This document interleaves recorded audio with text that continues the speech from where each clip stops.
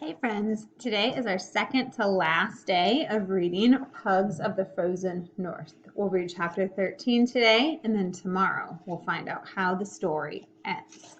So last time when we read, they had all just made it to the palace and met, what was his name? I forget his name, the character who lives there, who's going to grant them wishes, but they all made it together. So he said to them, "I'm so glad you made it." And his voice was warm and rich like a wintertime dessert. "Now, which of you is the winner? Whose wish shall I grant?" So we'll have to see who is going to get their wish granted. Chapter 13. For a moment, nobody spoke except for Sir Basil, who said, "Me, I'm the winner, of course." But he was so muffled inside the box that the Snow Father didn't hear him.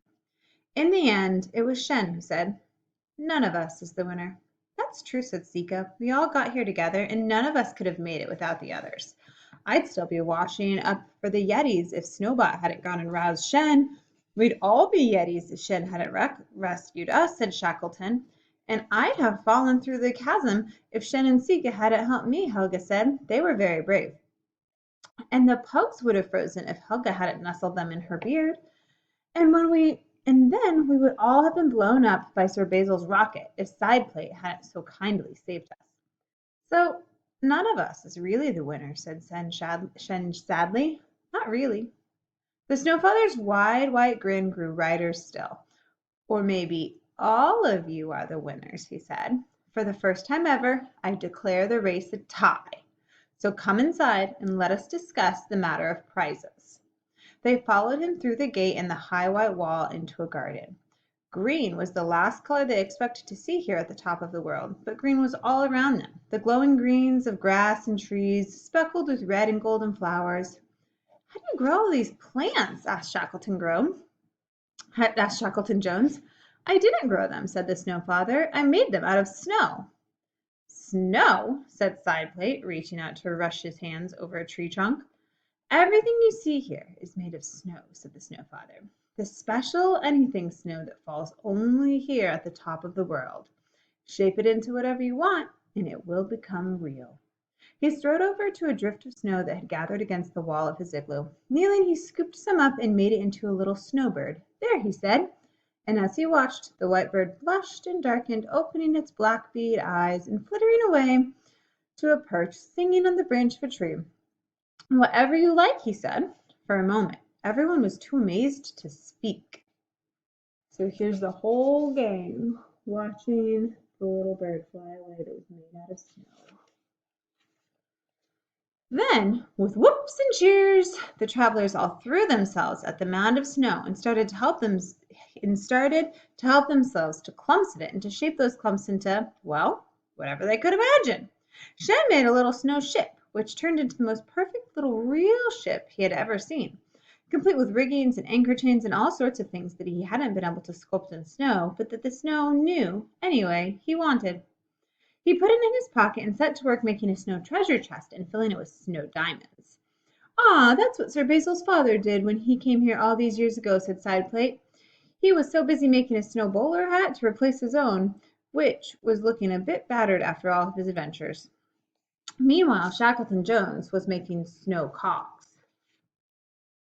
Making their snow creations. And snow wheels and snowy parts for some snow machine. And Helga was sculpting a big heap of snow into the shape of a polar bear, which shook itself, roared, and went running off across the lawn to play with the Snowdrop and Slush Puppy and the 66 pups. "You can never have too many friendly polar bears," said Helga. And Sika? She just sat and watched the Snow Father sat beside her, chuckling at the delight of the others as they busied themselves making snow things. "Always the same," he said, "ever since Ukko first came here and discovered that anything snow." "What did she make?" said Sika. "Ah," said the Snow Father, "she was feeling rather lonely, and having come so far all by herself, she made a snowman. She didn't even know it was anything snow she was making him from, but she lay down to sleep beside him, and when she woke up—" "Had he come alive?" asked Sika. The Snow Father smiled and nodded, remembering. "And what about you, young Sika?" he asked. "What will you make?" I don't know, said Sika. The thing I want isn't a thing. I came here to ask if you could make my grandpa better. Oh, my dear, said the Snow Father gently. I'm afraid that is a bit beyond me. But you grant wishes, don't you? That's what all the stories say. They say you'll give the winner their heart's desire. I think there's been a bit of a mix-up then, said the Snow Father. I am the guardian of anything snow, but I cannot grant wishes. If people have got their heart's desires to come here, then either their heart's desire was something they could make out of snow, or it was something they found along the way, like your grandpa did. Do you remember my grandpa? Of course I do. He was such a brave boy, he was. I had hoped he'd win, but Sir Basil's father beat him in the end. I suspect Sir Basil's father was a cheat, just like his son. But it did not matter. Your grandpa didn't need to fill his pockets with snow jewels, just as the journey in here was prize enough for him, just to see all the wonders of true winter and to go home with such stories to tell. Such stories, said Sika, and when he dies there will be no more. No, no, said the Snow Father. All old things die in the end, but not stories. Stories go on, and new ones are always being born. Now, join the others before the snow is all used up. So Sika ran to join the fun. Shen had finished his chest of snow diamonds and squeezed the lid shut, and he was busy making 66 snow bones for the 66 pugs. Sika helped, and while she was at it, she thought of a few things that she had always wanted too. And together, they made those out of snow. And then everyone remembered how hungry they were, and they started making snow food that they carried inside and ate a huge feast beside the Snow Father's roaring snow log fire. And while they ate it, they all talked about what they were going to do next. I've got my wish, said Shackleton Jones. Snowbot has collected enough data and samples of these strange types of snow that I'll be kept busy for years. I'll be famous. They're all eating their snow feast. I'll probably get a snowflake named after me. And I'm going to call in at the Lost Hope on my way home. It seems to me that what those Yetis really need is an electric dishwasher, and I am just the man to make it for them. I'm going to buy Sir Basil's stately home, said Sideplate, and settle down and live there. If Sir Basil grows back to normal size, then I shall let him stay on as my butler. But if not, he can move into one of the houses in my model train set. Humph, said Sir Basil grumpily. He was sitting on a matchbox on the table, nibbling at a peanut, which was just the size of a roasted turkey to him. If it hadn't been for your infuriating pests, I'd have won the race and been the richest man in the world, not the tiniest. Oh, but inside, you were always a small man, said the Snow Father. You have just shrunk to fit yourself.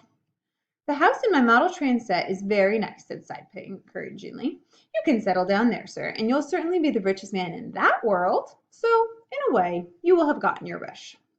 Well, I'm going to settle down too, said Helga Hammerfest, who had talked quietly and seriously about the Snow Father while the others were eating. I'm going to stay right here. That is my wish. It is the perfect place for the polar bears and me. There was never enough winter in the world for my liking. What about you, Shen? Asked the Snow Father. What's your wish? I'm going to take all those diamonds back to Snowdovia and buy a fantastic new ship, said Shen. But now that he had the money to buy a ship, he felt a little bit sad about it. He would be sorry to sail away from Sika. And when he looked at Sika, he felt even sadder, because although she had a nice new snow-made hat and things, she hadn't come all this way for those. She had come so that the Snow Father could save her grandpa, and that was the one thing the Snow Father couldn't do. After the feast they slept, a good night's sleep in white beds as deep and soft as snowdrifts, and when they woke it was time to go home.